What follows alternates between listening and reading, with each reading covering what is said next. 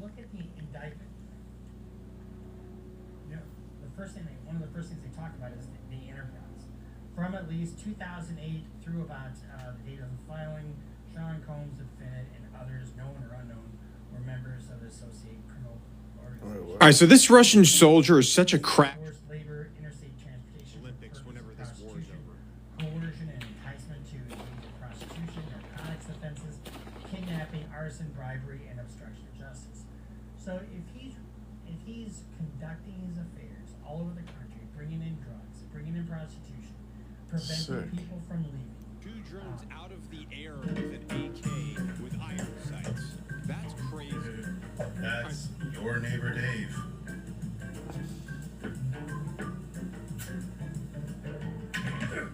That's how Dave does things. Yo. Hurting people. Yo, what? You can shoot drones out of the air? I didn't know that. I mean, I suppose. How come in the videos where I see where the drones are attacking them, they don't even try to do that? They just accept their fate. What the heck? What the?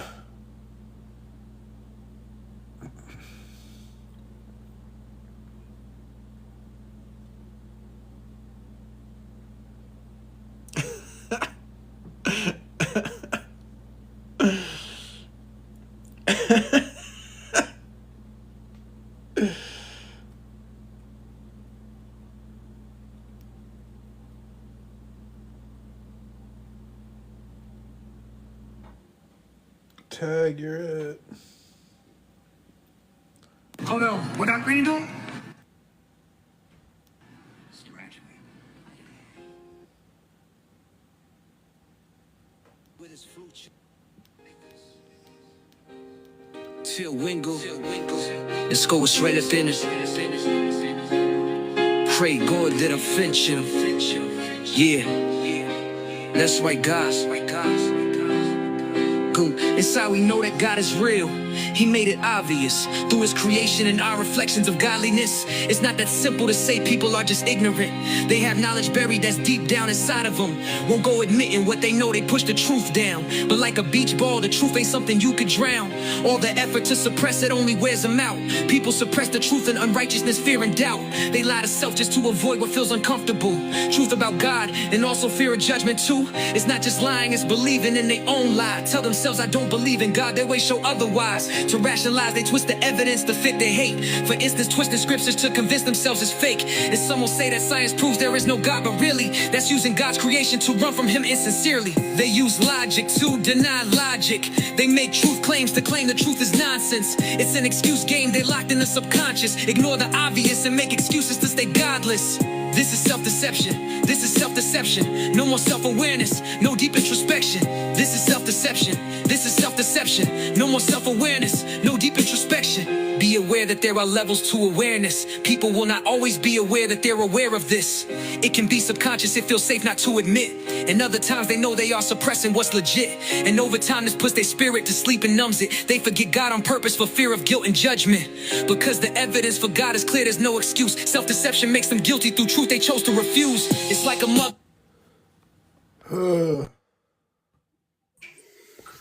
What's up?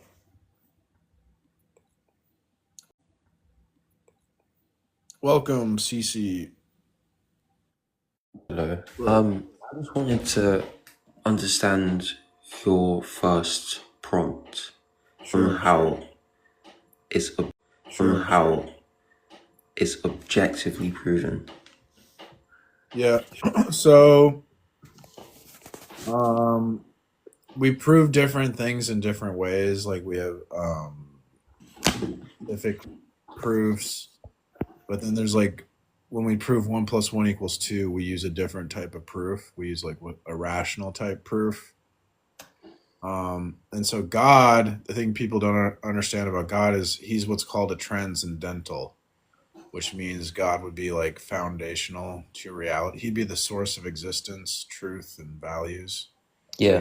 He's foundational to reality. That's called a transcendental. And so we have to use what's called a transcendental proof, which tries to establish that, like, to even understand the world around us, God is like necessarily true because he makes understanding the world possible. So to deny God would be like to deny that you can understand the world, which is a contradiction. So, a transcendental argument. I think I remember, if you know Darth Dawkins, uh, he said it was like, if Y is true, and we both believe Y is true, then his X is also true. I don't understand what a transcendental argument is. Yeah, it's just says like we take like a mental fact, it's like the fact that we have knowledge or something, right? And we'll say, Okay. so what has to be true for us to have knowledge? And then we like work backwards and we get to like, well, God would have to be true for us to have knowledge. And then if you deny that, we can show there's like a contradiction. So, could you run me through that, please? Like, One of the easiest ways to demonstrate it maybe is like I've been thinking, so knowledge requires like logic because we use logic to like know what's real or what's true. yeah. But and logic is sort of like rules that we apply to thinking our thoughts. It's like something can't contradict itself. That would be a Yeah. violation of logic. So this is like a rule.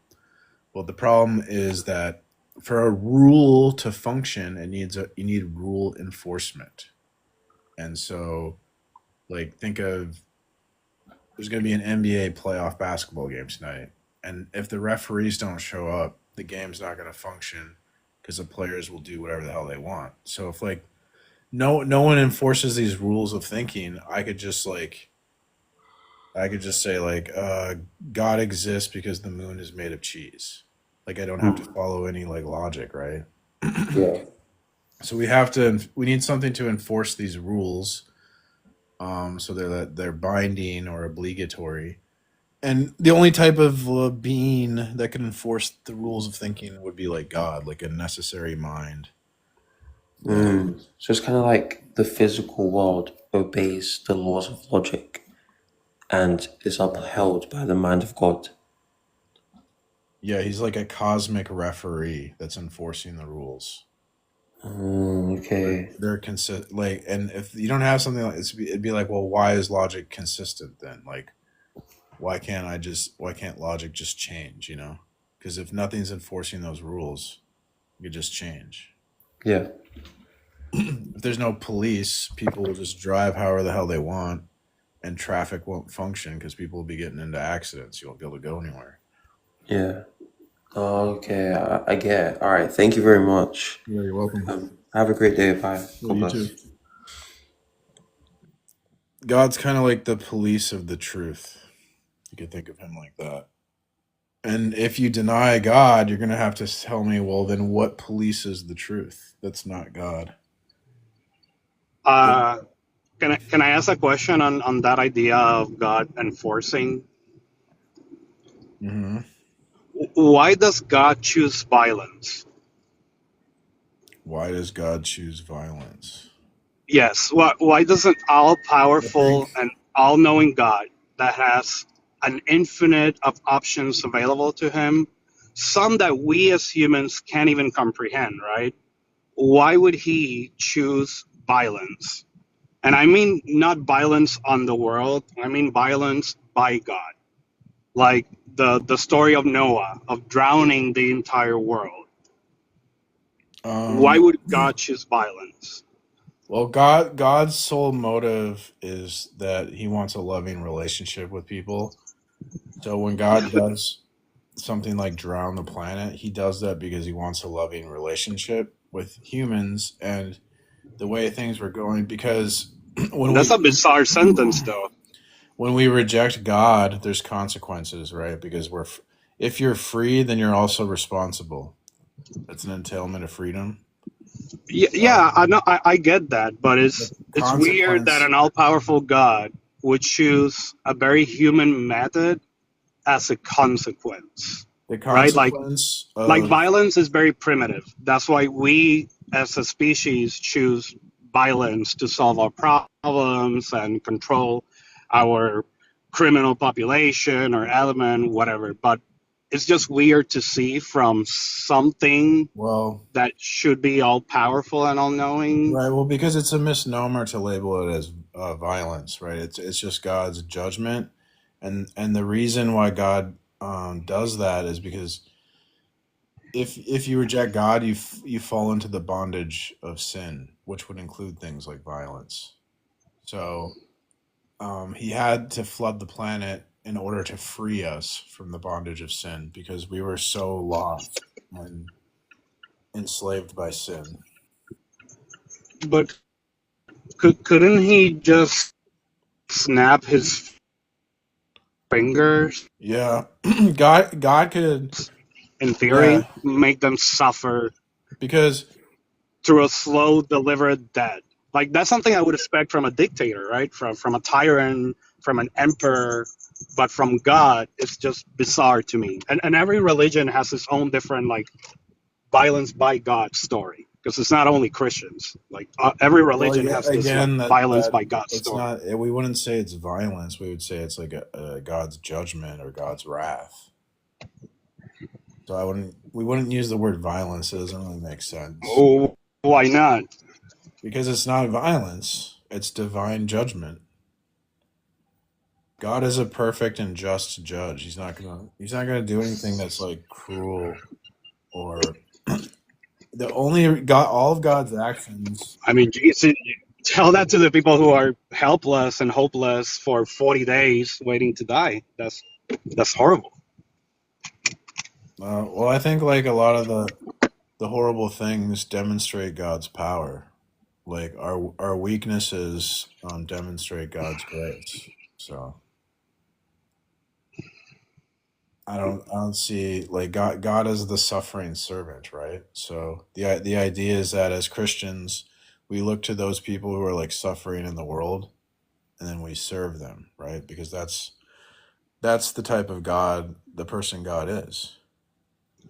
So you're just like you're just not understanding God, or like maybe I shouldn't. I'm human. If I understand God, I wouldn't be here, oh right? yeah, but you're misrepresenting like you're giving a total opposite. So it's like, do you have a bias against God? You don't like God. Not really. I mean, I Then was I why are was you educated by Catholics, why are you but it's slandering just him? why am I what? Slandering God. I'm not. I'm using his You said he commits acts actions of and his violence. words. He doesn't It is commit acts. violence. Just No, it's because it's not. by God, it doesn't make it justice. Even if it's just. Actually, because it's by God, it would put it in a different category. So this is an intentional dishonest use of language, which is why I'm saying you're slandering God. So I'm just No, wondering, like, why do you hate I mean, God? I'm using consistent Well, language. just tell me why you hate God. I don't hate God. Well, then why are you slandering him? Well, I'm slandering the Christian God. Yeah, why are If you any, slandering God? Why are you slandering Jesus? I'm not. I'm asking a good faith question of why God Just chooses. explain to you why you were slandering. I'm not breathing. I'm not talking. I'm not doing anything. I'm not doing anything. I'm doing. I'm not doing anything. It wasn't me. It was Shaggy. It wasn't me. No, it wasn't me. Didn't do it. Welcome. What's up? What would you like to say? Well, I am a Christian, but I'm that what you're saying is wrong, anyways. But I'll talk about the AB one. What the hell? Well, you can't just say. You just say a blanket statement. I'm wrong. So what am I wrong about? Wait, what does theistic mean? I'm just curious. Theism is like belief in God. So theistic would be like related to God. Okay, so yeah, so I think you're wrong on almost all of these. Maybe besides number 5, or maybe not. I'm not too sure what that one means. Okay, so how could you be wrong? Like, what would be the standard for wrong if it's not Jesus? Because I think Jesus is the standard for right and wrong. So what do you think is the standard for right and wrong? Or something that's wrong that is in the Bible, for example, is slavery. Okay, did you not listen to what I said? Because you Well, didn't. besides that, I want to talk about the AB. I don't care. I was just informing you that, even though You said that probably I'm wrong. So to be wrong, you would have to appeal to like a standard of right and wrong. So I think that standard is Jesus. So what do you think is the standard of right and wrong? well, that's cool. You can have that standard, but I'm saying I was gonna bring up number But 4. you said I was wrong. That's making Okay, me a yes, I did, claim. but that I'm not arguing You that. I was have just to throwing have that a out. stand. So, dude. Oh my God.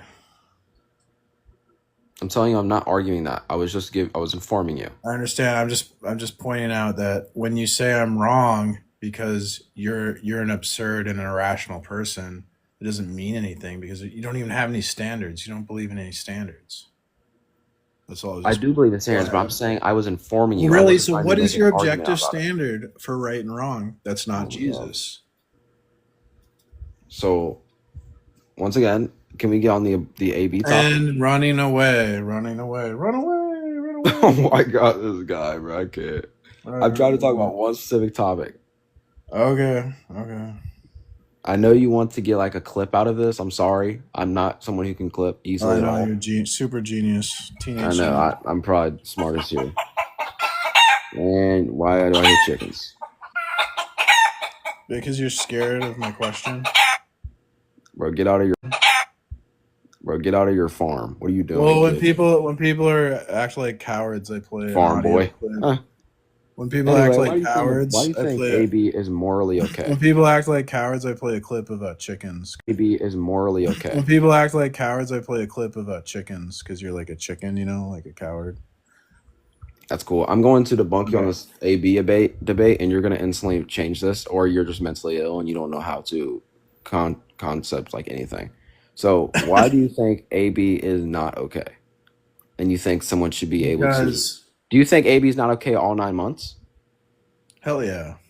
Jesus, dude, you fully lost me.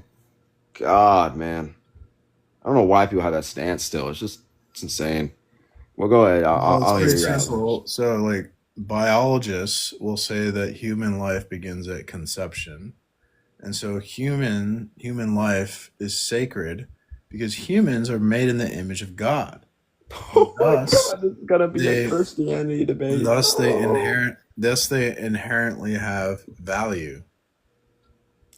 So, when you take the life of another human, you're going against God. So, You're going to hell. So do you know what IUD is? Yeah, kind of.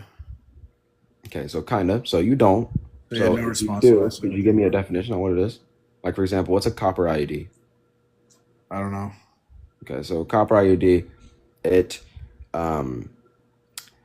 similar to, well, actually no. So sperm somehow comes in or whatever.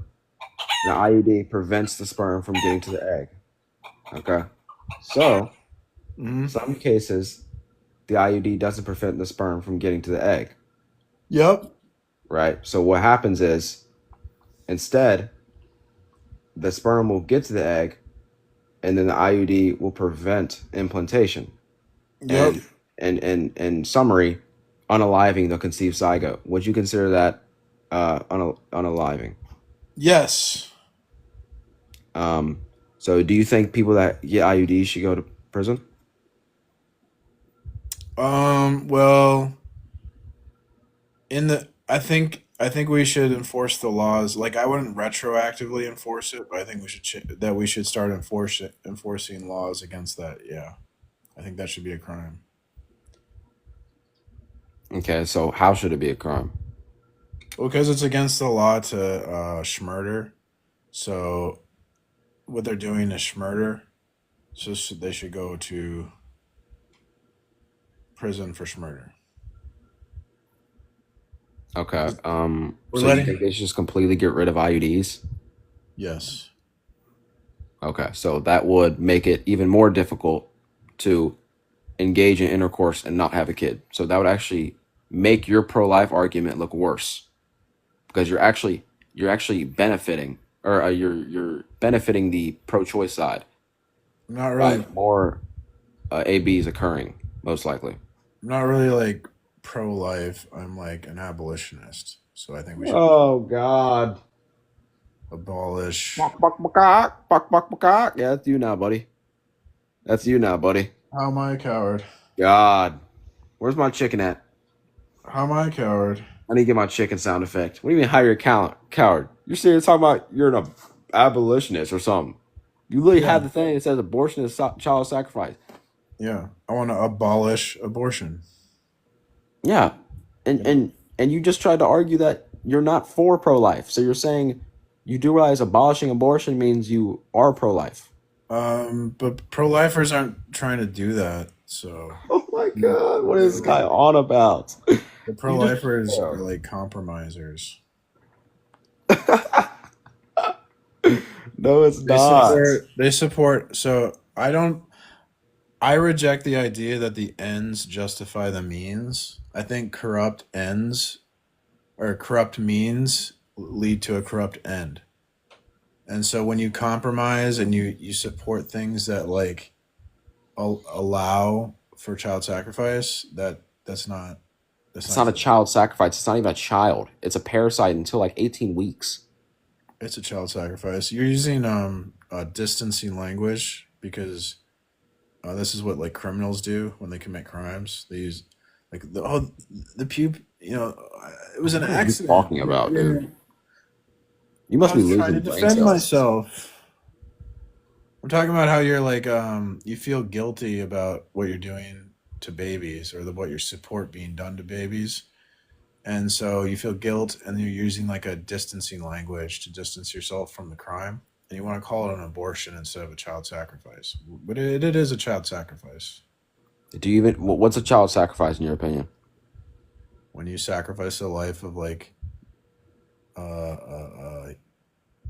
developing young human for a false idol. Right. So you're comparing someone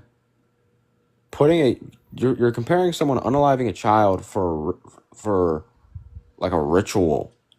Well, yeah, the doctor does a ritual when he unalives the child. So it's Right, like but a lot of times, like when they hear those sacrifices and stuff, that like the fairy tale stuff, that stuff's like what's it called? That like they'll do that for like their gods and stuff. Like they'll try and make their gods happy by sacrificing a child or something. Correct. We're doing the same thing. Just have Or different. we're sacrificing a kid in an abortion or AB. Just different and- gods. Just different gods. We're doing a ritual child sacrifice to different gods. Yeah. Okay, bro. I don't even think you understand how like delirious you sound. Bro. Like you also claiming that it's okay to you're claiming that it's also you should keep a baby during when they're SA'd. So anyone that claims that you're obviously delirious. And I argue for like worse punishment to people who SA. Do you do that? Or are you chicken? Anyone that SA someone should. I mean, I wouldn't say What's the necessarily. punishment for SA? Do you know? I don't know what it is currently. I would think. Oh my it God. varies. So you're one of the people that wow. It varies from people to people. Not everyone has the same. Yeah, sentence so you for need to SA. get informed on these things because like they're not punishing people who SA. So we got all these people SAing all over the place. So we need to lock these SAers up and throw away the key. You feel me? If that has nothing to correlate to. Dude, do you not care about women? We can't have these people in society. We got to protect our women. We're men. I 100% agree, but you can't get rid of Okay, them. well then you should research the punishment for SA. It's grossly insufficient. We need to up that by at least like 10 years in prison. Someone literally said, "Host, you lost." Next, please. Yeah, I'm a loser. I lose for Christ all day. Justify grape right now. I lose every debate. What? You lose every debate. No, Yes, I could probably I sense know. that. The worst debater on TikTok. Are you serious? Yeah, can't you tell? Bro, you can't be serious. What is going on? Like everyone's like trolling. At least you did admit it. Yeah, at least somebody did. At least you did admit it. Look, Jeez. yeah. See, the chat agrees with me. So what do you? It's like duh. Gosh, man. Yeah, anybody that has pro-life stances, man, you should go ahead and change that. Put that to pro-choice, bro. Stop talking bad about women, bro, before I pull up to your house. If you're pro-choice, why don't you support the baby having a choice? Because the baby doesn't have rights until 18 weeks. The baby doesn't have rights, so you arbitrarily decide which humans have rights and which don't. Isn't that like slavery? What? No, Yeah, it's remember not. in slavery when we arbitrarily decided like, oh, you have rights, oh, but you don't have rights because of your skin color. Wasn't that wrong? What? No, that, Yeah, I that, think that that's has nothing wrong. to do with So I wouldn't do anything. that, but I guess you think that's okay. Bro, you cannot be comparing slavery to this right now. How You not? can't. You can't. You're saying one group of human has rights, another group of human doesn't have rights based on the location they are. It's not about the location. It's about What is the it about? rights. It's about the development. Oh, okay. So because some people are less Skin color developed doesn't than others. develop. You don't change Well, skin couldn't color I over say time. like, why couldn't I say like, oh, these people are on an island and they're less developed, so they don't have rights, so I can just own them as property. I mean, that's your logic. Own them as property? Yeah, because they're less developed, right? So they don't have rights. They're less developed. So let's just own other people as property because they don't have rights. I've just decided they don't have rights. They're less developed. Right. So that's immoral. That's the difference, because slavery is not okay. Okay, because slavery, you are making people do things. You're going to hell. Someone else requested, so I'm just going to give someone else a chance. Talked to him a long time. Welcome. Yeah, welcome. Okay, so slavery is justified in the Bible, though. So where's your stance on that? That's incorrect. So in history, we see that as Christianity No, became biblically, not Why are history. you not Biblically. letting me talk? You I was just don't, clarifying. Go you don't ahead. understand the Bible. If we look at history, slavery disappeared in the Roman Empire as Christianity became popular and as a result of Christianity. So we have Christianity to thank for the end of slavery, and that's why we think it's What bad. century are you talking about where slavery suddenly started ending under Roman Christianity?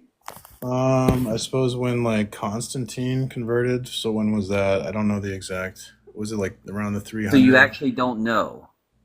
I don't know the exact date. No. No, you don't even know the century, though, right? The century. It was like I said it's like gradual over time as Christianity increased in popularity. So what century did they end slavery then? Like what century did it stop? Like why are you? It's like you're not. Are you listening to what I'm saying? Yeah, I don't think It that was a you're well informed enough gradual. about what you're It was a debating on. gradual over time thing. It wasn't like, oh, one day we had it, the next day it's gone, and it was ended as a result of Christian influence and Christian Okay, can you tell me abolitionists. the number one Christian influencer who ended slavery in the Roman Empire? Because it just seems, The no number offense, one. it just seems to me like you really don't know anything about the history. Oh, really? Well, what if I quote a book? I mean, you can throw it in Chat GPT all you want, but you're What if not. I quote? What about an academic source? I'd really rather that you were more in tune with your actual debate topic. What about Like, an you don't seem to know academic anything source? about it. What about an academic source? An academic source that will objectively prove that Christianity. Go ahead. No, my claim about the historical claim. So I read that in a book by Professor You're Jacques Ellul. attributing Christianity as being You're not interested in the not source. demonstrating. So now you're Yeah, not give me a interested in source. the source. So now you're Give me not a source. interested in Have the you figured source. it out yet? Go ahead. What? Yeah, the book is The Source. Subversion of Christianity. The author is Professor Jacques Ellul. He's the professor at Bordeaux University in France. It's a prestigious university. I've literally been to Bordeaux University, so Great. yeah. Well, I he's know a what you're talking respected about. academic. He's published like over 60 books. And Have you read he his says that Have gradually, you read his book? yes. You've read the entire thing, my brother in Christ. You've read the entire thing. You're not just Googling it. Yes. Okay, all right. I have the book. I can show it to you on cam. I have the book in my hand. Okay, but I don't know. It's the like crazy. Like these you people. made extremely So poor claims so far, showing that you don't have even a Where cursory is the book? understanding of the spread of Christianity in the Roman Empire, though.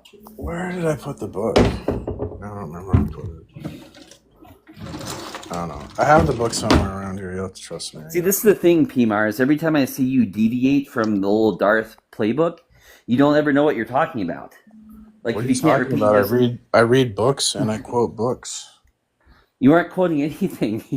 Yeah, I You've given was. me I told vague, you oh, the book. Christianity did this, but you haven't proven anything. Well, how do I prove it? Like, do I you would not say that accept there were books as a hundreds of millions of source? slaves in Rome during the Christian the Christian era. Where did I put that book? And if you knew what you were talking about, you could refute it easily, but I you don't. told you. I told you. I No, have you the claimed a source. thing. You didn't prove anything. I have a source. How am I supposed to prove it? You don't accept historical By being sources? prepared for your debate live, buddy. I have an academic source. I'm quoting you off the top of my head from the Yeah, page in because the you book. weren't prepared for your debate. How am I not That you prepared? do every day. How am I not prepared? Do you have a rebuttal for Nah, the buddy, academic I'll source? come back tomorrow and you'll know more about this. Okay, Bye. do you have a rebuttal for the academic source? Where's the book, though? I want to find that book. No! God dang it. I have to, like...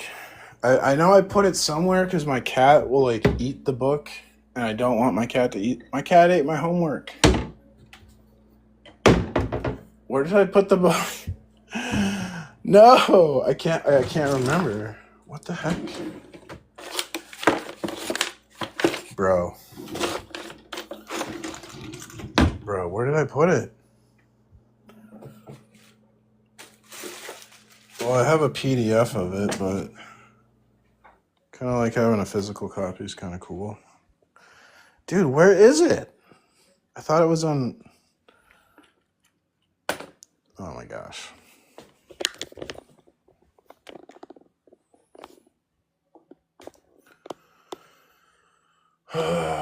Where did I put it? Did I put it? I'm so confused.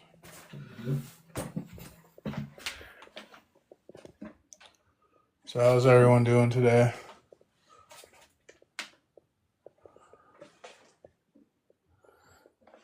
Bro, where's the book? Okay, I'll look for it later, I guess. Where would I have even put it? Like, I looked everywhere I could think of. That's weird, man. That's weird. Where is it? Huh. It'll probably turn off. I know I didn't like throw it away. I can read. I mean, that's funny. Yeah, I can't read. You know, Jacques Ellul actually says there's benefit in being illiterate. Here, I'll get the quote. I'll read it to you. I thought this was very interesting because people mock those people who are illiterate, right? Where is it?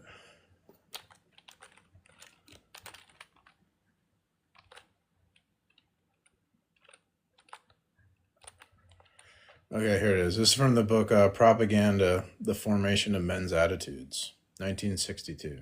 I have this book too, and I actually can show this book. And I read it, guys. I read a book. So it says, people used to think that learning to read evidenced human progress. They still celebrate the decline of illiteracy as a great victory. They condemn countries with a large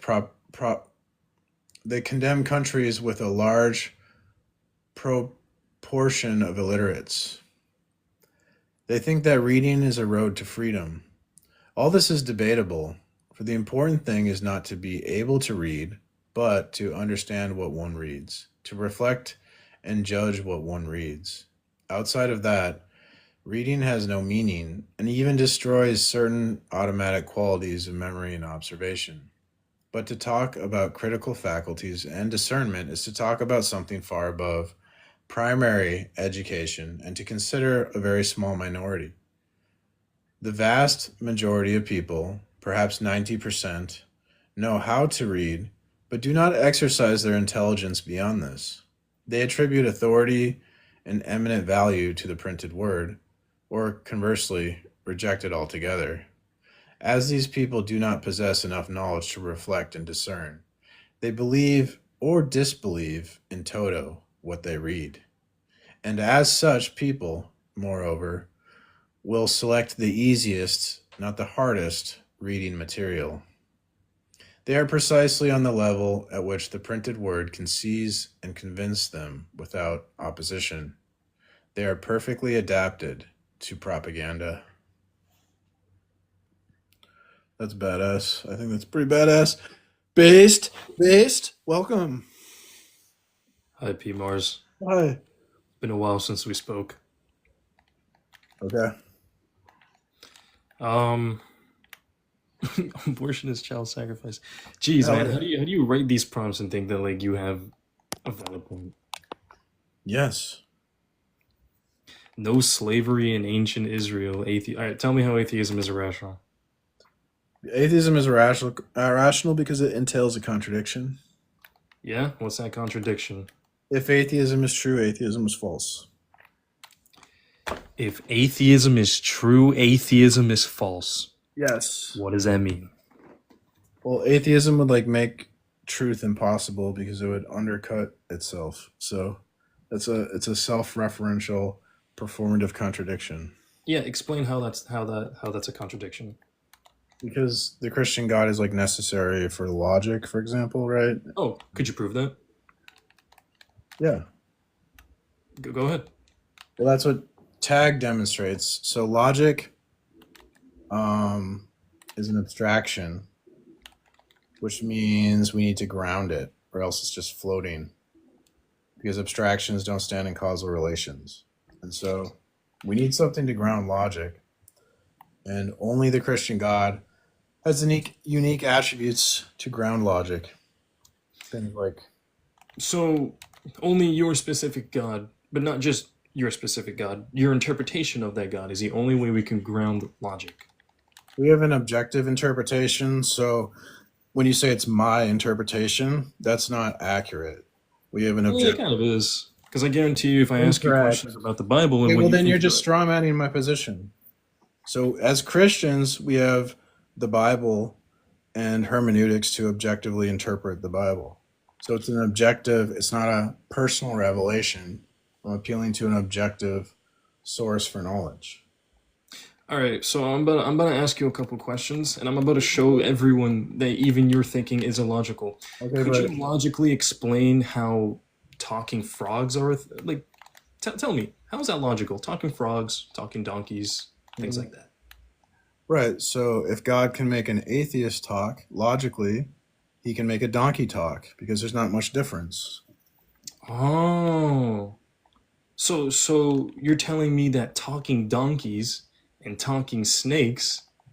did I say talking frogs? I didn't mean to say talking I frogs. feel like I'm talking to a snake right now, so I don't see the problem with talking snakes. Yeah, no, you can think that, but I'm a human being, and Okay. human beings, are one of the only few species that actually have the vocal cords capable of language. Well, let me ask you Donkeys a don't, question. unfortunately, and neither do snakes. And it's demonstrable, whether you like it or not. You have illogical thinking, and you think that you have only objective logistics. So you disagree, great. So you're using logic, right? So Yes, because we understand that logic is not what's the source of dependent on logic? deity. It is a human construct. Okay, but here that's a contradiction. Because How? logic is necessary, humans aren't necessary. So you can't get a necessary truth from humans who aren't necessary themselves. That's a contradiction. Yeah, you don't need something to be necessary in No. order for logic to be true. Again, Since that answer logic doesn't is work, purely but a you're human now- construct. Without So humans, since logic that, wouldn't do you want exist. to? Do you accept that? Do you accept that critique, or do you reject that? What critique? Humans are not necessary. Logic is necessary. Therefore, you can't get logic from humans. What do you mean logic is necessary? I mean, it's true in all possible worlds. Is it? Yes. If humans didn't exist, what mind would be to what would be there to interpret things, right? God, bingo, you're getting it. God. Oh, God. God. God. Just because you say so. No, Nothing it's other than just necessary- because you say so, by the way. No, it's a necessary precondition. So if it's not, then how do you explain logic? That's what I'm asking you. So what is the If there's no necessary- human minds, to interpret it, then there is no logic. Because logic but- is a human construct for like the billionth But time. here's the problem. Okay, so without the law of identity, nothing would have an identity. And if nothing, Okay. how could you observe something if there was nothing with identity? What would you observe? What was that last part? What would you be able to observe if nothing had identity? I guess nothing. If nothing Okay, has so identity. what follows logically there is that the law of identity has to be true prior to humans observing anything, because you need to use the law of identity to observe anything in the first place prior to observation. Yeah, and explain to me how. Like, I have no problem with what you're explaining, but explain The to me. logic how has this is to, that's why we connected call with it a transcendental, because it has to be true regardless of humans. Say that again? That's why we call it logic is a transcendental, because it has to be true regardless of like humans existing, and it has to be true and it's immaterial. It's not like dependent on the material universe. P-Mars, hearing you talk, I don't even think you believe the things you're saying. I'm gonna be totally honest. Okay, but you're not responding to my argument, and I feel like you're a coward.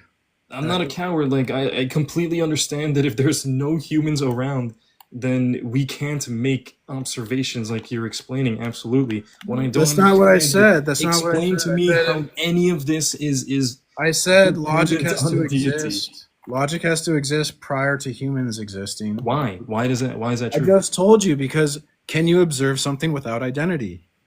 No. Okay, so that follows that before you observe something, the law of identity has to be true to give the thing you're observing identity, which means logic has to be true before any human observation occurs. Do you understand? No, I think what you're trying to say is a little silly. I'm not Where's gonna the lie. flaw in but my logic? you know what? Where's the flaw in my logic? Huh? Where is the flaw in my logic? All right, bro, calm down, dude. Your cholesterol's gonna get a little too high. Why the fuck am I hearing a chicken? Dude, you know what's funny? I love how you have the chicken noises when. Where's the flaw in my logic? Remember when Darth Dawkins did that exact same thing? He like actually started making chicken noises. That shit was so funny. I think we should move on because honestly, we're never gonna see eye to eye, and We're moving on.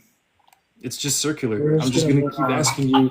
I'm just gonna keep asking you why these things are grounded in a deity, and not only a deity, but just your deity, your specific deity. Okay. Well, if you ever like have your balls descend and you can face an argument, then you can come back. Oh, I should have done the. Here, wait. Was he still there? Here, wait. I do have a question for you. If you can you name a country in Africa that starts with K? Lil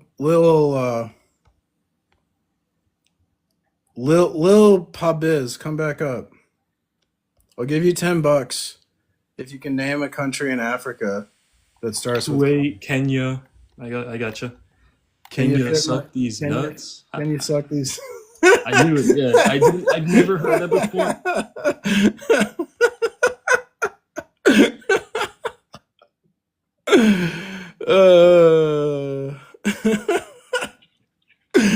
Welcome, Tally. Hello, hello. My question is, can God alter the laws of logic? No, God. The laws of logic are based on His unchanging nature. So he's incapable of changing the laws of nature of the logic. He is correct? logic. Well, that's your contention. It could be My some other God, position. not necessarily That's my your God. position. So you have a different position. So then, what's the source of logic in your model. Well, if it's God, then God is subject to the laws of nature. If God can't alter the laws of nature, then they're grounded in something else that isn't God. No, they are God. Well, I mean, that's yes, that's what you're saying, but that doesn't make it so. Especially with your argument about So not yes about the unchanging that laws of nature can exist without humans. The laws of nature apparently can exist without God because He can't change them. God's rational mind grounds logic, his will aligns nature, and his holy character defines the true morality. And these things are necessary to make sense of observable data. So I don't understand how you could deny God and then tell me, like, how do you make sense of any of those things? I'm not denying God. I'm denying your imagine Sure. your Okay, so what's your God then, or whatever? What is it that explains this? we're talking about logic. We're not talking about my God right now. That my God has nothing to do with Yeah, it. so what's your source of logic? Logic, What's your source of logic? logic. That's not an answer to the question, though. It certainly is. Logic. If the laws of logic are immutable, and that the laws of logic putatively They're exist. abstract. What's that? I'm sorry. They're abstractions, so you need a source. Yeah. Where do abstractions come from? A mind. Yes. Right. And human minds will invent all kinds of superior beings Okay, and but assign all character. we're not talking about What's that? we're not talking about things that human minds invent. We're talking about abstract objects. I don't know what application you're making to this. They're true. Okay, so like the number 7 is an abstract object. Like, does the number 7 exist independent of a human mind? Well, you're going to have to get down to what exist means, aren't you? In a And if conceptual, you can't, exist means like it has properties. It's an entity with properties, but it would exist right, in a conceptual sense. It doesn't exist. It's immaterial. but humans have the capacity for abstract thinking. We don't have the gift of Okay, reason to but forego its use. So does the number 7 exist? I don't understand the question. Oh my God. Well, it depends. Are you talking base 10, base 2, base 12? It exists in a lot of different ways in the Okay, as far as so human thinking. here's the thing, dude. Logic needs the mind of God to. We couldn't explain logic without God. There's no. Well, other I just did, and that's just an assertion. But you didn't. You said that I- logic grounds logic, but it doesn't, because logic is an abstraction. So you can't like, that's like saying we're gonna build a blueprint with another blueprint. It doesn't make any sense. Well, I think you've got a category error going on here because abstractions aren't the same thing as reality. Well, I guess we're gonna have to move on, man. Because Okay, let me ask you this question: Can a 600-pound person be a Christian in good standing? That's a good question. It's hard. It's hard for me to say who is and who isn't a Christian. That's up to Jesus to say. But you would suspect that by their fruits, they probably wouldn't be a Christian, I guess. Very good. Okay, eat away. Okay. Well, run away. You want answers? I think I'm entitled. You want answers? I want the truth. You can't handle the truth. That's the truth. Dude, what is up, man? Thanks for having me. Hello. Yeah, I just saw you like 2 seconds briefly in a previous live, maybe an hour ago, half an hour. I guess I don't know exactly how long it's been, and I hopped back on here and I saw that you were live, and I thought, man, I gotta check that out. So super cool stuff here. So I don't know that I specifically disagree with anything you have up there. In fact, I'm a Christian myself. Number 5, actually, that's an idea that I find insanely interesting, and I'm kind of working on properly compiling my thoughts on all of that, and I'm thinking about perhaps There's a book you might want to check out for number 5. It's called Science is God shouting is the title. Let me get my notes up. Let me make sure that's the correct title too. God I never trust my memory. Yeah. Fair enough. I haven't read this book yet, but it was recommended by Darth, so he's pretty. I trust his recommendation. Yeah, it's Science is God Shouting, the biblical foundation for science. Science is God Shouting. It's by Ray Mondragon. All right, cool. Well, So I'll it's have to kind of check that out. it's kind of like at a surface level, you think that like science and like Christianity maybe are antithetical, which a lot of people view that. No, I don't But agree with that valuation at all. yeah, but a lot of people see it that way at a surface level. But if you go like deeper into it, it's not, because there are surface, like obviously, I mean, I believe the Bible over science, so I reject evolution. I'm a creationist. Okay, so that would be where people would at surface level see there's like a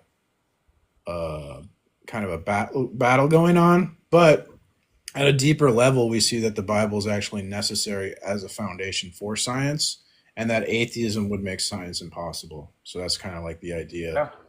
Well, it's the Holy Bible was the text that went on to jumpstart modern literacy, Yeah. like widespread literacy in the West. I mean, that was no small feat by any means. Well, and science too. I would propose that. Well, and I guess perhaps even maybe a little bit before then, but in some real sense, all of the scrolls that would later go on to be assembled into the canon were written literally pre-science. I mean, we hadn't figured out how to ask questions about things we couldn't see in a forthright manner yet. But I would propose that, in fact, the modern scientific pursuits are predicated on theological belief. In order to figure out how to ask the first question, we had to first presume that the universe was intelligible and that knowing things about it would be good. And what type of ideas are those, given no other information? It's like the idea that you can't derive an infallible mode of interpreting data from the set of data itself. And You got to think about this too, is that if you heard of the concept of like sacred cows, it's like these ideas are sacred and we can't question them, or the sacred truth. So before Christians came onto the scene, people thought nature was sacred. Like there was a spirit in the lake, or the spirit in the woods, or Zeus is in the clouds throwing lightning. Right. So people thought nature was sacred, and it was Christians who said, no, God isn't in nature. God's in heaven, or God's ultimate. Right. So it was Christians who desacralized the natural world, which allowed for science to study the natural world, because before Christians, the natural world was considered sacred, not something you could really do science about. So yeah. Well, that's super super interesting stuff. One thing that I wanted to touch on briefly, and I'm not saying that I necessarily disagree, but I guess I really can't possibly.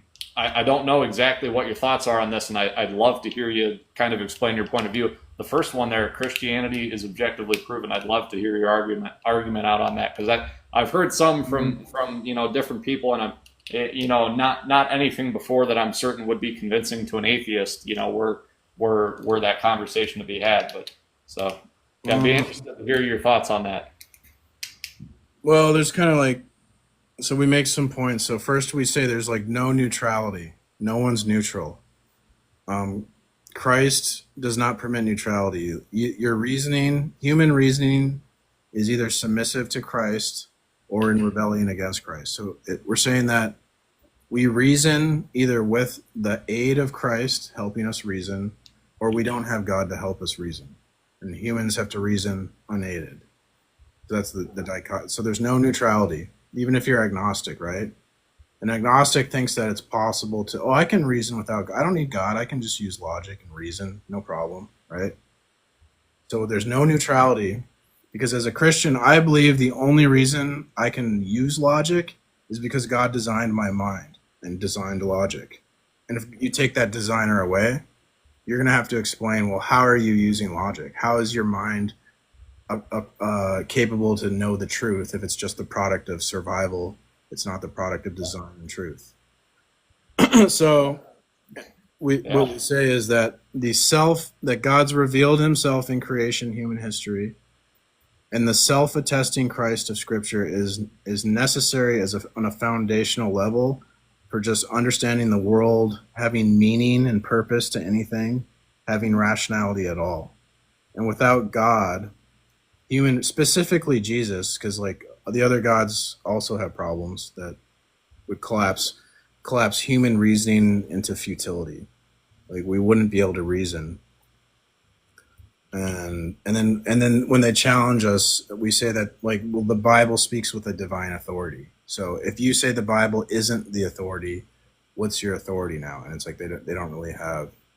Yeah. Well, that's kind of like the fundamental atheist position, isn't it? It's like, so obviously we're a lot different than all of the other carbon-based life on this planet, right? And a big piece of that is at some point we formed an articulable understanding or representation, so to speak, of like the abstract idea of the future. We learned to ask the question, how can I make the best sacrifice today such that tomorrow or next week or next month or 5 years from now might look as good as it possibly can. And so like the atheistic explanation for that is just like, well, it's like we evolved eventually to have complex enough brains and like develop a diet that was calorie dense enough to allow our brains to become complicated enough to eventually house the consciousness that would go on to formulate those types of questions. But that isn't really an explanation. It's like it just happened. It just happened because it could is not a good enough explanation. And that's like what that guy was saying a second ago. Like, oh, like what's the what it's like what to you, I guess, what is the I forget exactly how you phrased it, but like the origin or the foundation upon which logical reasoning is possible. And he's like, logic. It's like the logic is the foundation of logic. It's it's like the statement, a thought appeared in my head. It's like that's a thing that we say all the time, and great, but like thought appeared in my head. What does that mean exactly? That's like what type of a statement is that? Well, the thing is, like as Christians, we believe God makes all facts true. All facts are created by God. So like, essentially, what I'm saying is like we ask the question like, well, what makes a fact true? Like if God doesn't make the fact, you're saying God doesn't make the fact true. Well, then you're gonna have to replace my whole system of truth. You see what I'm saying? Because God makes facts. So, well, God doesn't make facts true. Well, what makes facts true now? You're making a counterclaim. Something else makes facts. Because in my system, it makes sense. God can make facts true. He has that power. So Yeah. So I guess I don't know that I've ever specifically arrived at that idea in that exact like articulated fashion, but I'm really glad we're having this conversation because I may well steal that. You can study that more. It's called the transcendental argument for God. Yeah.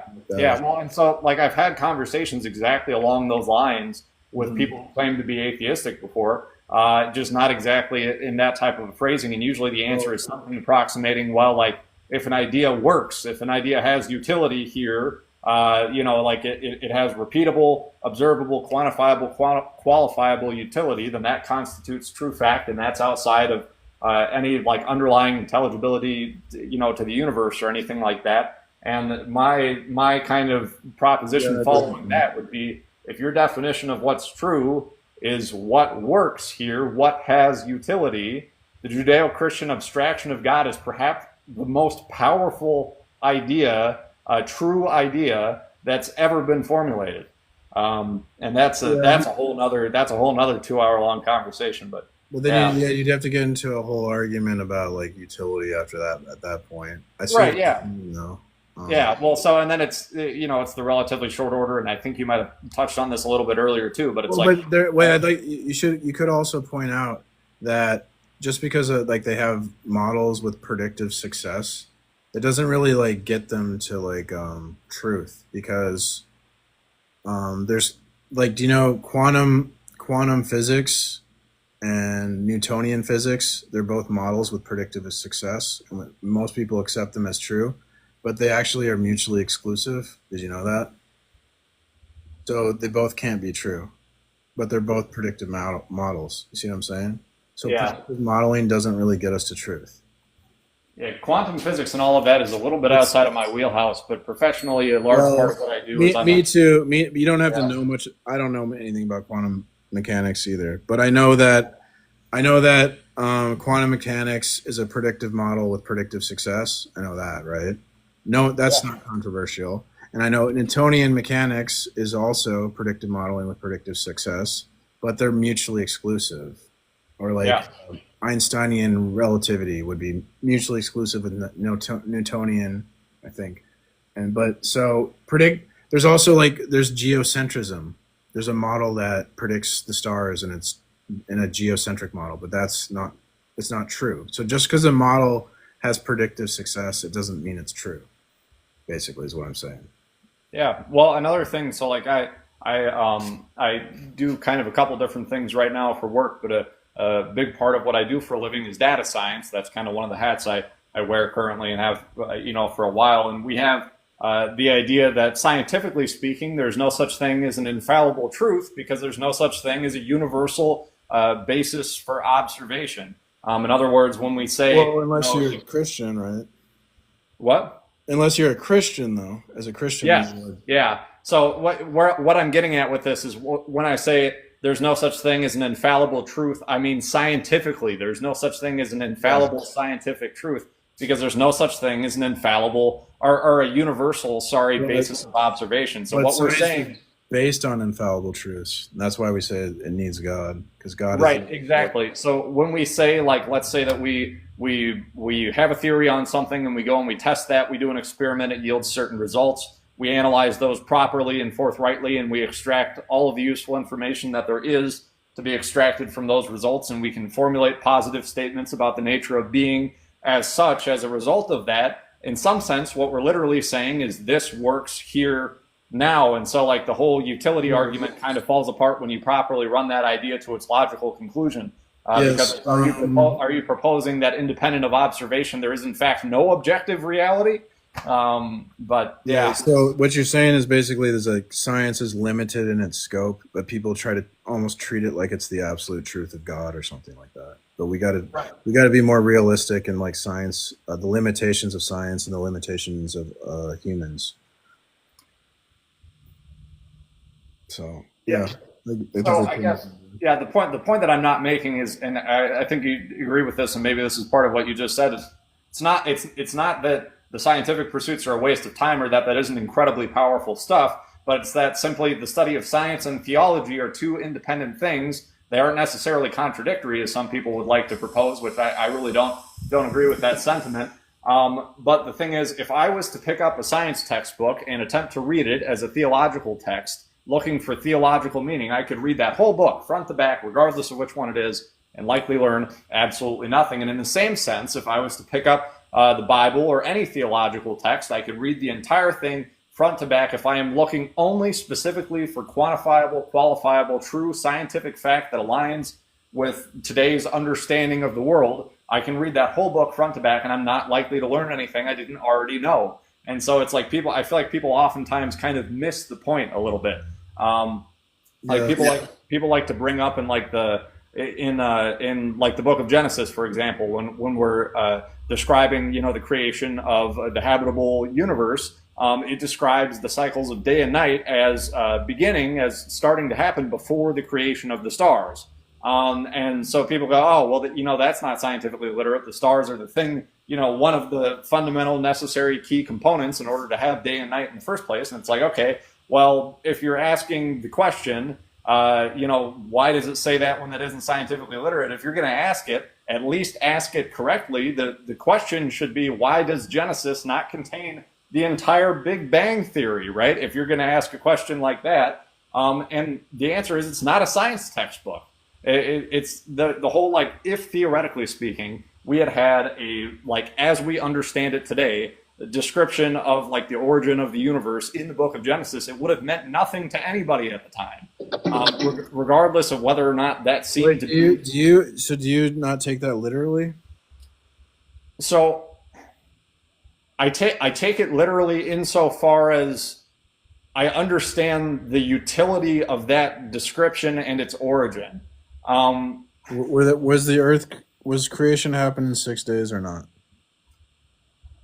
So the Gregorian calendar didn't exist at the time that was written, Yeah, and yeah, so yeah. I think in order to 24-hour periods or whatever. right, yes, in order to properly answer that question, I'd probably fall down some rabbit hole that would leave me doing research 3 days from now. To be honest with you, I don't like that answer. I don't like that answer. I think you should just accept what the Bible says. Like, who cares what science says? So the Bible's the absolute truth. That's the stupidest thing I've ever heard. You should just accept what the Bible says. Science is Dumb as hell. Yes, because science is the Bible's the word of God, and we But should it's take not. it literally. Prove that. There's no Prove it's the reason word of to God, though. read. There's no reason to read into it that these aren't 24-hour days. You're only doing that because of a modern bias of science. And we But should, what proves that the Bible is the word of God, though? You said we should take the Bible as truth because it's the word of God. What makes you say that? because it's That's your proof because it is, because I said so. It's all circular logic. You're not letting me That's get all I've it. heard. Well, do you think it's wrong to use circular reasoning to prove God? Yes, I think that is blatantly wrong. Yes. Here's the problem with that. So, an argument's going to be like premise, conclusion, and those premises are going to be facts. But if God existed, so you want me to use facts God did not create to prove that God created all facts? If you have no facts that God created anything, then why would we believe you? I don't understand this. Your whole point of- position that we should use facts God didn't create to prove God created all facts. Is that your position? Say that one more time. You said circular reasoning is wrong when we're proving God. Yes, it is. But then I would have to use, it's going to follow facts God did not create to prove God created all facts. Okay, but That if sound you think, reasonable no, to you? no, listen. If you think I am God is listening. real, then evidence that he exists on this earthly plane would be a fact that God created. If God was real and he wanted to prove himself, let's say he came down from I'm the hearing heavens. an answer to my question. Because it's a stupid fucking question. It's dumb. It makes no sense. It's not a stupid question. I'm trying to analyze your position. Your But you're not position is analyzing. that I You're should saying- use uncreated facts to prove God created all facts. What's an uncreated How does fact? does that sound logical or reasonable to you? It sounds unreasonable to me. Am I crazy? What's an uncreated fact? What does that even mean? Is that a thing? It's a fact that's not created by the Christian God. Is anything created by the Christian God? This is my whole point. Yes, You're just saying I words. believe that it's my Words position. salad. It has no meaning. I'm asking you It's real my questions. You just position- start saying some irrational fucking metaphysical It's my garbage. position that all listen. existence, truth, and value comes from God as the foundation and source of all these things. So God. Okay, and do you have evidence for that? So insofar as we're willing to posit the idea of the Christian God, what he's saying is that every fact is in fact, created by God. That's the idea fundamentally. Except for the fact of God. What he's saying is it's impossible to make an argument for God that isn't circular because everything that is true because of God. In some real sense, God is the abstract of the ultimate ideal, literally the truth. You're trying to get me to prove God as if God is a contingent being, but that's using your system to prove my system, and that's incoherent. We have to, System only works whenever you can just posit that you're right with no evidence. That's all I'm hearing. Is that it not only works for doing you whenever you can just claim that you're right. I'm saying in That's my all I'm system, God can make. He's necessary for logic, or he can ground logic. If I he simply denies disagree with that. Okay, I well can now you're logically taking claim- out a counterclaim that something else is the source of logic. I can simply Now claim- you have to argue that's what are you're using logic to say God doesn't exist. So what's your source of logic? need to be some greater transcendental source of logic. Listen, Because you're using logic, and logic. but logic doesn't require a God to exist. It does Logic because doesn't it's require a abstract. God. It's No, it floating in the doesn't. air. No, Your it logic doesn't. is floating in the air. You need to anchor and ground it. Yeah, God and I anchors and I grounds. anchor it in science. You want to hear? I can logically No, assert that science- the sky is logic blue. is You know prior to why? science. Because it is scientifically proven. That's a It's logical not- assumption. Science doesn't prove logic. Science assumes logic. It's No, necessary. logic is grounded in science and truth. And truth, science is truth. Well, you're not being honest, so I guess I'm just. And Gonna, you're not being honest either. You're sitting here talking about metaphysical trash that has no. So theoretically speaking, if we were to run that kind of idea to its logical conclusion, my question would be: before we developed the first inclination of what could be a scientifically literate question, was there no logic? did logic not exist before the modern scientific pursuits? I propose the answer to that question is obviously no, right? I think it's pretty obvious. Yeah. Yeah. So what we were talking about a second ago, what I was getting at with that point was when we say 6 days, like as it's written in the English Bible is 6 days, we refer to a day now, that word, as a 24-hour period. But when that scroll was written, that idea hadn't been established yet. That's not true. That's not true. And I'm really? Yeah, that's not true. But I'm gonna move. I like to give non-believers. Well, I might have to look into this now. I might be wrong on that timeline, I suppose. Yeah, I would look into that. As far as I know, that's not true. I mean, I could be wrong, but I'm pretty confident. But anyway, I guess the point I was making is that I would have to be certain first as to what exact specific period of time was being referred to there. But well, I kind of want to get non-believers up here. So yeah, no, you're good. Yeah, no, I got you. Okay, I appreciate you. Thanks for the support. Yeah. No, it's been cool, dude. Thanks for having me. You're welcome. Yeah, I try to prioritize non-believers, I guess, because I try to be like a debate live as much as possible. Welcome. And I don't want to debate other theists, ideally. I guess it's like inevitable, but welcome. I'm a coward. Morning. I am a coward. Welcome. Laceration. Good morning. Good morning. What would you like to say?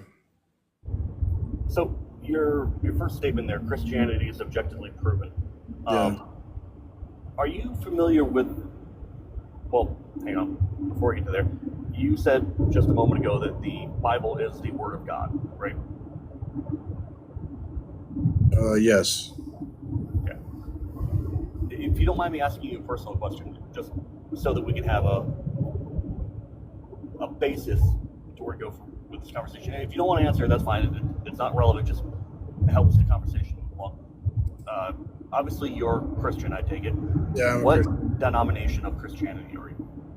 I mean, you could say I'm non-denominational. I'm like an evangelical fundamentalist. Would you say you align with more Protestant or Catholic beliefs? Protestant. Okay. I don't So think then Christianity is like an institution. I think it's like a way of life. Okay. That being the case, you don't believe the Apocrypha is canon. Is that correct? Correct. Okay. Why?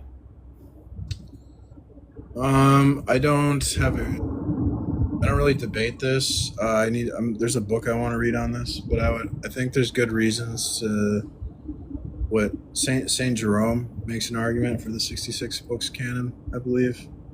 I think there's good reasons because they had two different tiers of canon.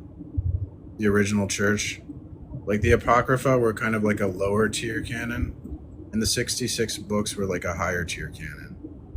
So I don't know if you're familiar with like Star Wars, but they had different tiers of canon, like A tier, B tier, C tier. No, that's fine. I understand the concept here, right? Those tiers of canon go to determining what and what's not. You're breaking.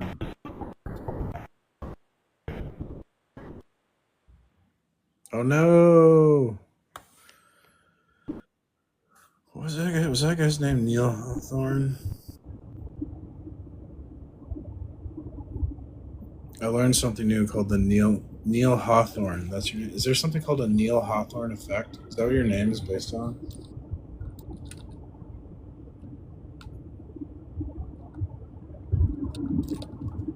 Are you asking me that? The Hawthorne effect. The phenomena where participants in a study of an experiment change their behavior simply because they know they're being observed. It's just your name? Oh, well, there's something called the Hawthorne effect. So anyways, you broke up there. I can't remember what. No, my question was, what was considered canon and the tiers thereof, the canonness, I suppose. All Yeah, I'm those not a good decisions person were to ask made on by this. men, right? I'm not a good person. I need to study this more. I'm not a good person to ask him this.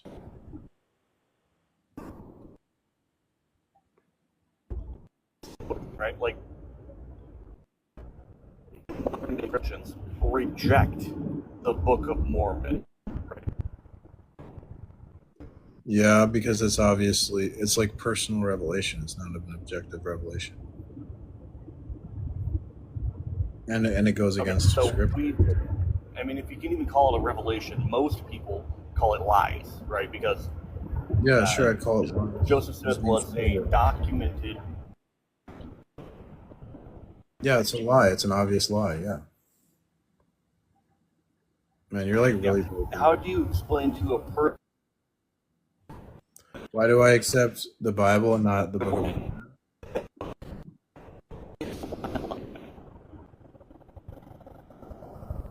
Is the Book of Mormon is like an obvious like? Could have been a con man turned saint. No, the Bible is like verified, where the Book of Mormon's like obviously a lie.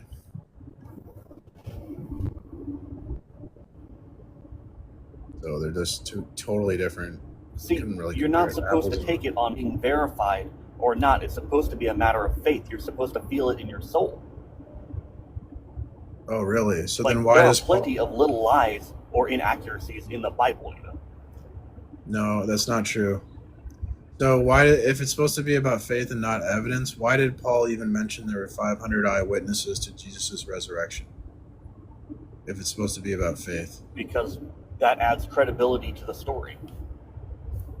Yeah, but it's supposed to be about faith. The evidence doesn't matter. Why would Paul even say that? Doesn't make any sense. Because it makes the story more convincing. But it's supposed to be about faith. That's what you said. Yeah, but then why would Paul mention 500 eyewitnesses to the resurrection if what you said is true, that it's supposed to be about faith? Can you square that circle? I know you're not going to like this answer. Okay. Right? Okay. But it's because the story is unbelievable and he needed to add credibility to it. But it's about faith, so that's not a response. That doesn't. No, that's that is insane a response. words. You're just No, not. it's You're not. looking at it. How does that follow? I will explain. How does that follow? Because it's unbelievable. He needed to put evidence, but you're defending the position that evidence doesn't matter. That it's about faith and we don't need evidence. So I don't understand. It seems like a contradiction here. I'm very confused by your. And Sir, your logic is frying my brain and smoke's coming out of my ears. Can you stop? So, the concept is, with Christianity, you're supposed to take it on faith, but there are things that just don't make sense. And extraordinary. What you claims, said doesn't like make saying the sense. guy- If it's supposed to be on faith and evidence doesn't matter, why does Paul say there was 500 eyewitnesses to the resurrection? Please answer the question and don't dodge. Because no one would believe him if he just That's said not that. an answer to the question. Yes, it is. That's why he How said does that. it follow that because no one would believe him? That faith is all we need and not evidence. How does that follow? Because extraordinary claims take extraordinary evidence. Oops. Like, obviously, no one is just going to believe any given guy just comes to life, right? That doesn't make sense.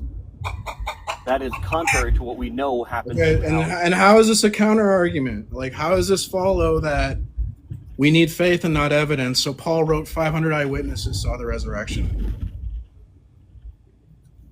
Because, like I said before, the Bible is full of little contradictions and lies. You're full of contradictions. Yo, dog. Kick him off too? Yeah, I got frustrated. He wasn't like dealing with what I was saying. I mean, I think he was literally trying to answer it, and you just kept No, talking. he just over kept him, playing repeating chicken noises way like more you're doing reason. right now. You're talking over. Stop talking over people. Okay? Because That's how you get debates done. because you're lying. You're lying, dude. No, he's answering your question, and you just He kept. wasn't answering my question. I explained He to was him. trying to. You just I kicked him explained off. to him. I was asking him, how does it follow that because What was it? That because I don't care. Can we the move on? claims of the Bible were unbelievable. So how does it follow that maybe you understood his answer and I don't? No. How does it follow that because the claims of the Bible are hard to believe, that Paul had to put evidence in the letter, even though evidence doesn't matter and all we need is faith? How does that follow? Okay, can I just say real quick? I'm not gonna. Can we just step back and move to a different prompt because I feel like this is going nowhere. Can we just restart? Because I didn't get a chance to start in that argument and I wasn't listening that much. So can we just start with a new prompt? You know, it'd be nice if you could apologize for lying. What was I lying about? Can you please tell me? I will apologize. I want you. You said I wasn't letting that guy respond, and then I asked you how to elaborate, right? And then you said, well, "I don't know." Well, can I explain? Claim, and then you're not backing up your claim. Can I explain? Can you just admit? Can you just admit you were lying? Can I talk? Do you want me to speak or no? Can you admit you're lying? Oh shit!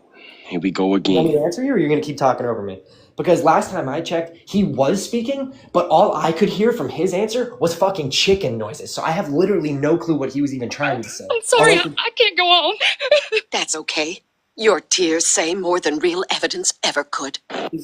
Everyone in the chat sees what's happening right now. They're not dumb. They know you're just... Okay, let's restart. Go. I want to talk about prompt number 1, okay? I'm going to be quiet. I want you to objectively prove to me through the screen that Christianity is true, and I want it to be objective, not coming from the Bible. I don't want it to just be some subjective bullshit, some metaphysical shit. I want objective proof that I can look at and say, okay, you're right, Christianity is true. Go. Sure.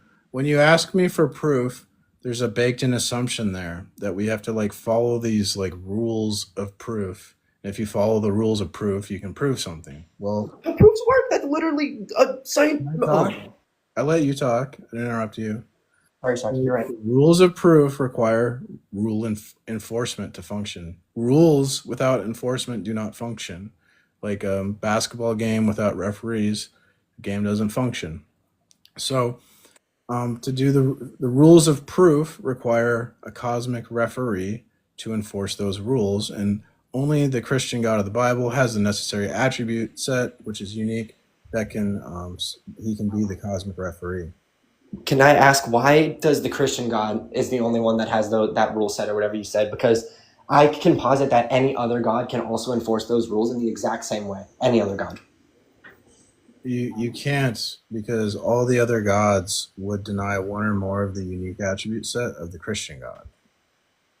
Which attributes?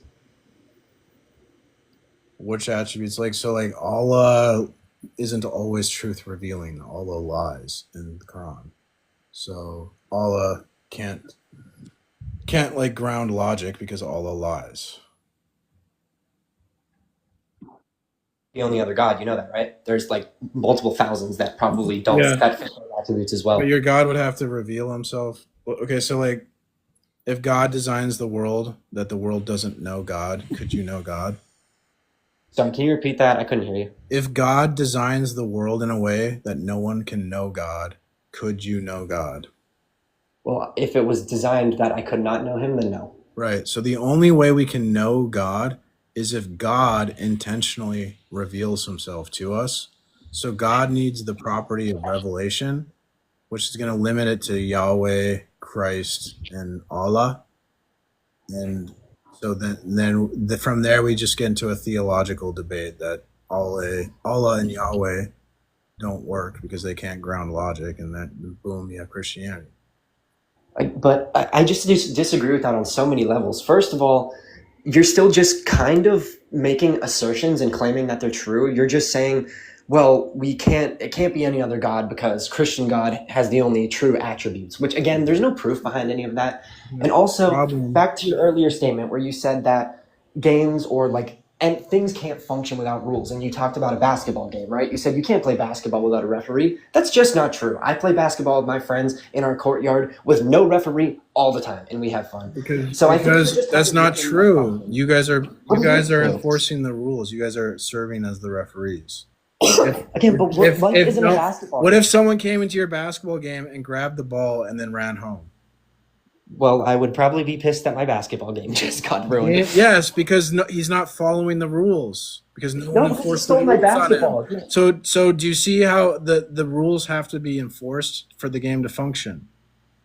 I mean, maybe in the terms of basketball, but in the terms Dude, the of rules have to be enforced to function. no. Okay, well you're Well, the lying. answer no. Okay, well that's a lie. And what you're Thanks for saying is coming. okay. I just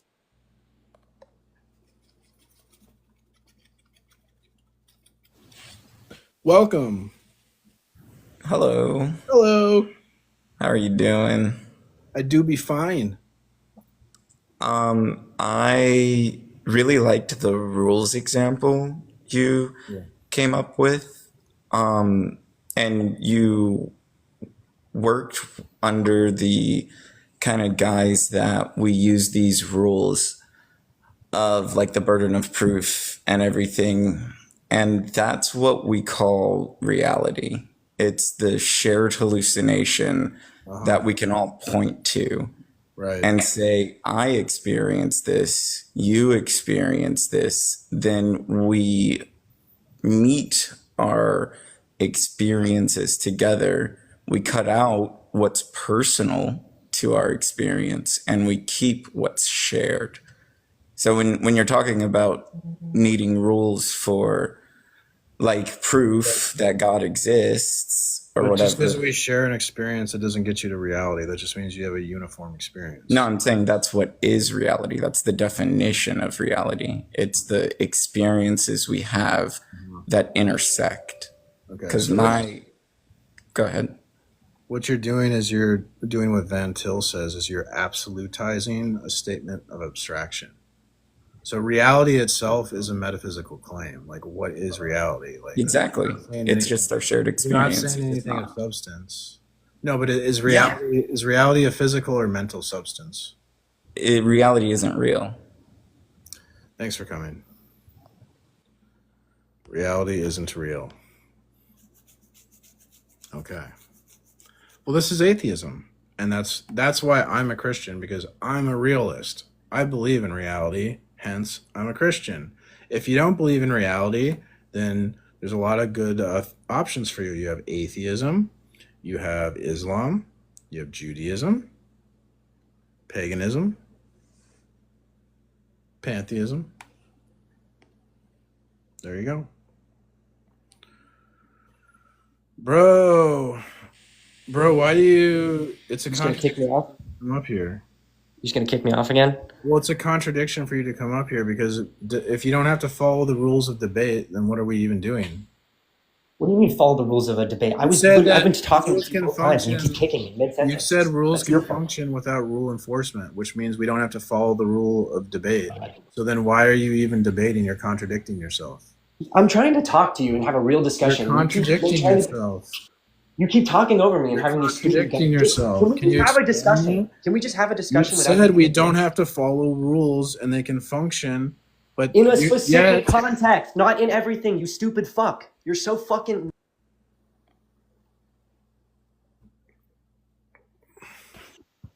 Welcome, Liben.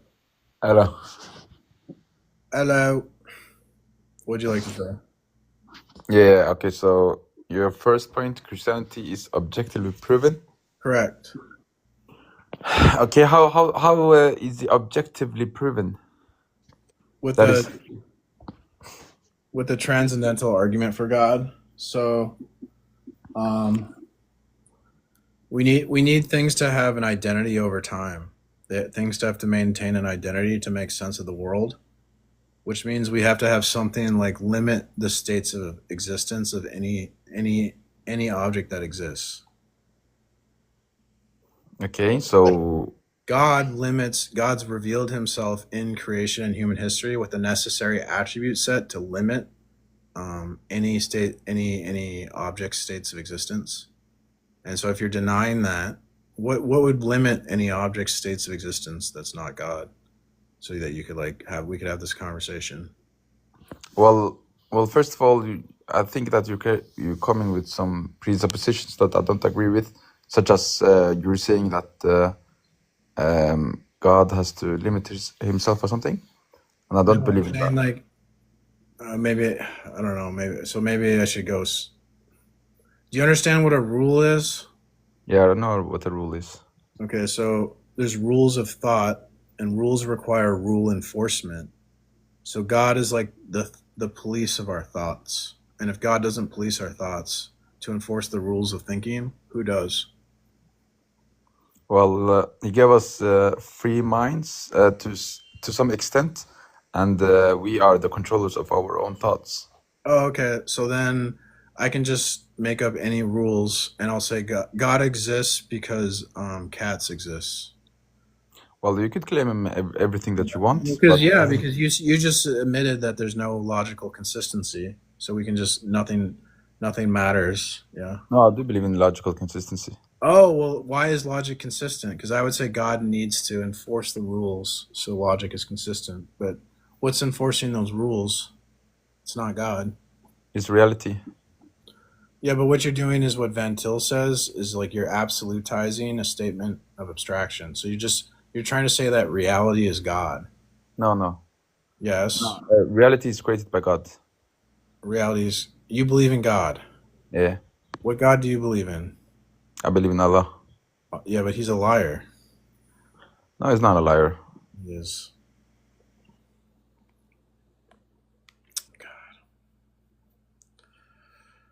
I should have known. I gotta do some stuff. It's probably a good time to take a break. So I'll be back later. I just gotta make a phone call.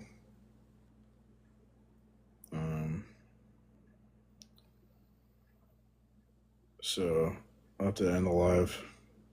So I can't make my phone call while I'm live. Well, I guess I could, but I don't want to. Hold on, what I green do?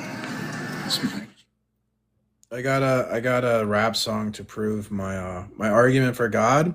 So if you can't understand like philosophy, maybe you can understand hardcore gangster rap. Let's go straight up in it. Pray God that offend you. Yeah, that's right, God. It's how we know that God is real. He made it obvious through his creation and our reflections of godliness. It's not that simple to say people are just ignorant. They have knowledge buried that's deep down inside of them. Won't go admitting what they know, they push the truth down. But like a beach ball, the truth ain't something you could drown. All the effort to suppress it only wears them out. People suppress the truth in unrighteousness, fear, and doubt. They lie to self just to avoid what feels uncomfortable. Truth about God and also fear of judgment too. It's not just lying, it's believing in their own lie. Tell themselves I don't believe in God, their way show otherwise. To rationalize, they twist the evidence to fit their hate. For instance, twisting scriptures to convince themselves it's fake. And some will say that science proves there is no God, but really, that's using God's creation to run from him insincerely. They use logic to deny logic. They make truth claims to claim the truth is nonsense. It's an excuse game, they're locked in the subconscious. Ignore the obvious and make excuses to stay godless. This is self-deception. This is self-deception. No more self-awareness. No deep introspection. This is self-deception. This is self-deception. No more self-awareness. No deep introspection. Be aware that there are levels to awareness. People will not always be aware that they're aware of this. It can be subconscious, it feels safe not to admit. And other times they know they are suppressing what's legit. And over time this puts their spirit to sleep and numbs it. They forget God on purpose for fear of guilt and judgment. Because the evidence for God is clear, there's no excuse. Self-deception makes them guilty through truth they chose to refuse. It's like a mother who won't admit her son's a thief. She knows he can't be trusted, but she acts like he is sweet. She worries about him at home, but tells people he's fine. She noticed missing cash, but it hurts so much she lies. That kid will grow into an uncomfortable truth. Instead of dealing with him when he's young, she let him loose. She could have changed the outcome, but it's too late. Her son becomes a monster because of fear she didn't face. They use logic to deny logic. They make truth claims to claim the truth is nonsense. It's an excuse game, they're locked in the subconscious. Ignore the obvious and make excuses to stay godless. This is self-deception. This is self-deception. No more self-awareness. No deep introspection. This is self-deception. This is self-deception. No more self-awareness. No deep introspection.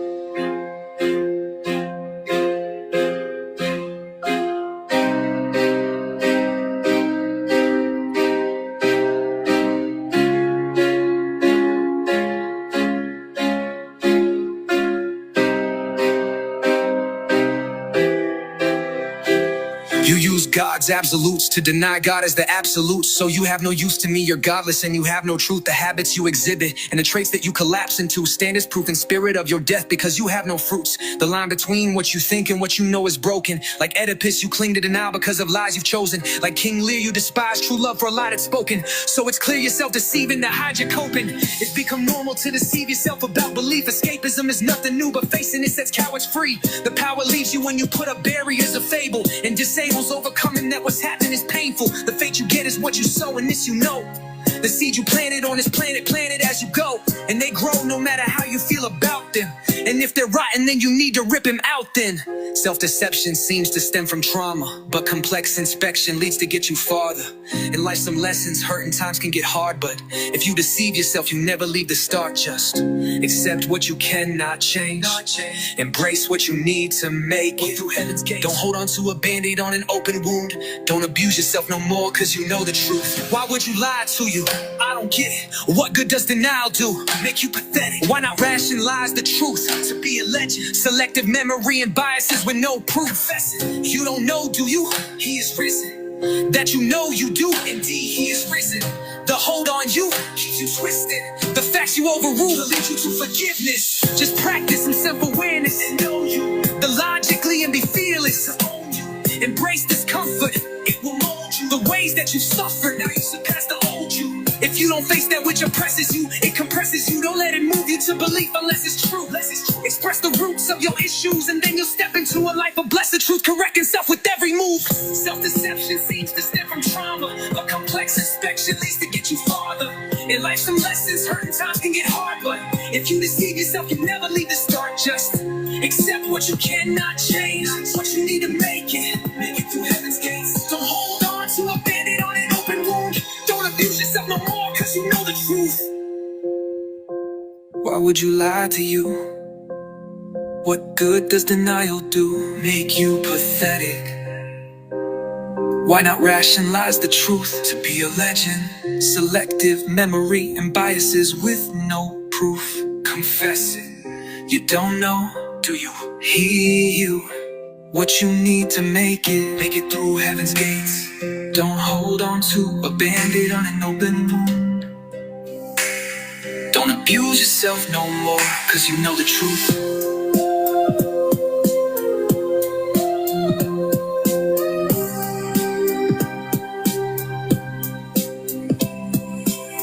You use God's absolutes to deny God as the absolute. You use God's absolutes to deny God as the absolute. You use God's absolutes to deny God as the absolute. You use God's absolutes to deny God as the absolute. Now.